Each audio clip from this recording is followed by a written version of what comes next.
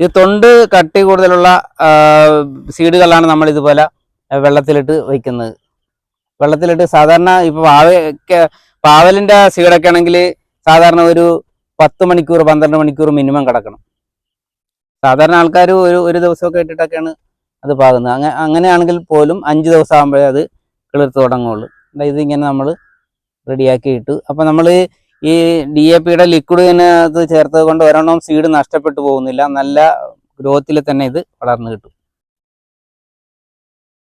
അപ്പോൾ ഇത് കംപ്ലീറ്റ് നമ്മൾ ഇതിനകത്ത് വെച്ചത് ഇതേപോലെ ആക്കി ഇങ്ങനെ വയ്ക്കുക. ഇനിയിപ്പോൾ ഇത് ഒരു 5 ദിവസം ആകുമ്പോൾ കിളിർത്ത് കിട്ടും. എന്നിട്ട് 2 ഇല 3 ഇല ആകുമ്പോഴത്തേനും നമുക്കിത് പറിച്ച് സാധാരണ ഗ്രോ ബാഗിൽ വേണമെങ്കിൽ ഗ്രോ ബാഗിൽ നടാം, അല്ലാതെ ആണെങ്കിലും നിലത്താണെങ്കിലും നിലത്ത് നടാം. അത് സാധാരണ എന്തെങ്കിലും നമ്മൾ ചാണകപ്പൊടിയോ കോഴിവളമോ അതുപോലുള്ള ഗ്രീൻ മീല് എന്തെങ്കിലും ബയോ കമ്പോസ്റ്റോ വെർമി